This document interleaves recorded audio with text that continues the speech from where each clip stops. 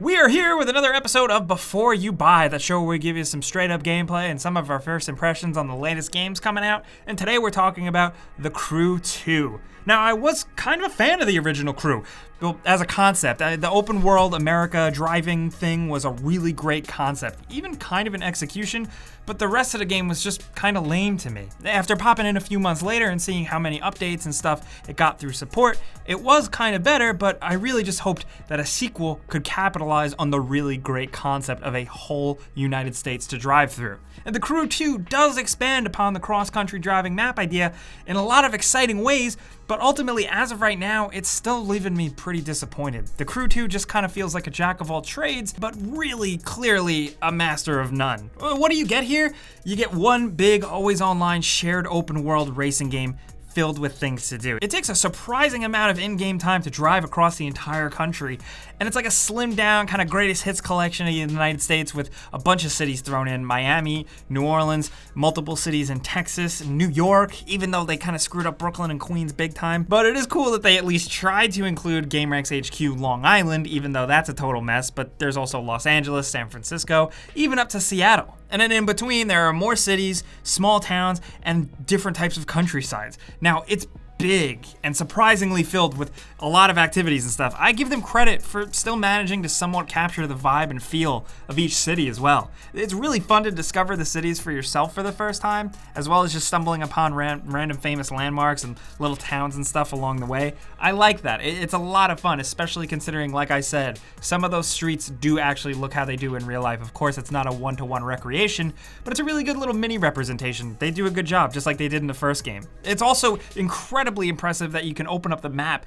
and it just zooms out from your car in real time, and then you can near instantly pop into a new area of the map just like that. Technically, it's really impressive. The whole driving around, racing through cities thing is, like the first game, one of my favorite aspects of the game. Especially because now things are so varied, because this time around, America feels really like a virtual playground, because not only can you drive, you can also race boats and do stunts in airplanes. What's crazier is that you can now switch on the fly. You can favorite your favorite vehicles into like a little selection thing, and instantly you can switch from a boat to a plane to a car. And as goofy and kind of awkward as it is, it's pretty damn awesome all the time. Driving a car full speed down a highway and then flipping into a plane to do some barrel rolls and then plop into a lake as a speedboat is always really cool and genuinely satisfying. I just wish the game capitalized on this a bit more. With more sequences and races and stuff that require a bunch of switching, this would make this ability feel even more special, and I just hope that more modes that complement that type of switching are added in the future.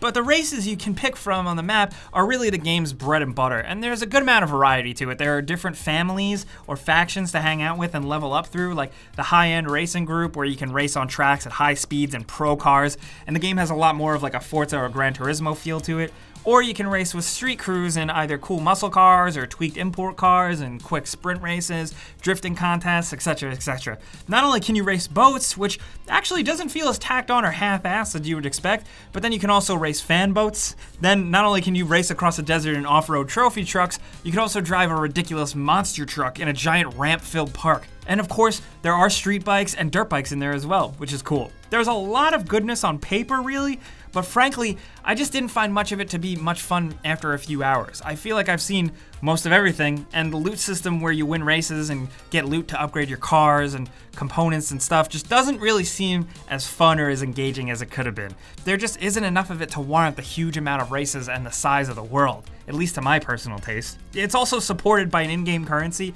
that you can buy with real money to essentially get to the better cars and stuff quicker, so that's a buzzkill if you hate seeing that stuff. I just like always kind of letting you guys be aware. Aside from that though, you're leveling yourself up by gaining social media followers to get more famous in the game, as well as earning money through races. I am glad they ditched the story aspect from the first game that was kind of like a weird revenge plot. There are cutscenes here and there in the game, but it's mostly just to set stuff up, and I'm glad it's slight because it's awkward and kind of awful. Character models look stiff and voice acting and dialogue is mostly really cringy. But thankfully, it's not the main point of the game at all. It's really the racing and the experience with others. Now, you will come across other people out in the world. Sometimes you're racing through a city and you see people flying around in planes above you. In practice, it's really cool. Like the first game, you can link up and roll around with crews, which is like an in-game party, and you can race in events and share rewards. That's really it though. For some reason, it doesn't feel as competitive as it can be. As of right now, you can't really just set up a race and invite a friend and tweak some settings. I'd really like to see more options like that added.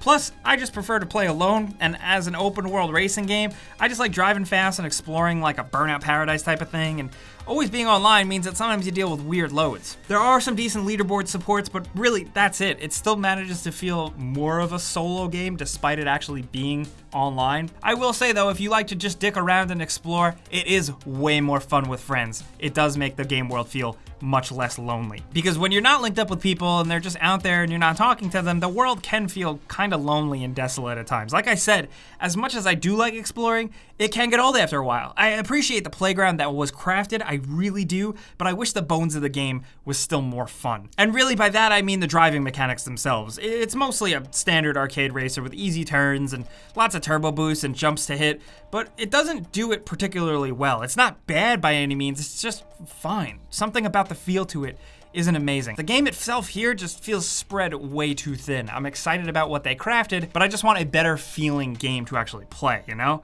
Ultimately, I like where they've taken the concept, but I just wish that core gameplay itself had a bit more depth to it. And I wish the progression elements like upgrading and customizing your car were a bit more fleshed out. They've got the bones of a cool as hell game here.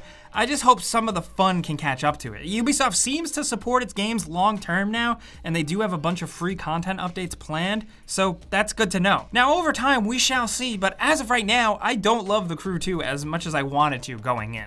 Maybe that'll change, but those are my thoughts right now. You know how this goes by now, right? It's before you buy. I give you some pros, some cons, and some personal opinion, so now I definitely want to hear yours. If you're a casual racing fan, I want to know your perspective. If you're more hardcore, maybe you are one of the community members who really did jump in and love the original Crew, I want to know what you're thinking here, because it did change some things. Whoever you are though, I just want to hear from you what you think about this game, so let us know down in the comments below. And of course, if you did enjoy this video, clicking the like button does help us out. We really do appreciate it. But if you are new, consider subscribing, because we put out stuff like this every single day anyway. But as always, thanks for watching, and we'll see you guys next time.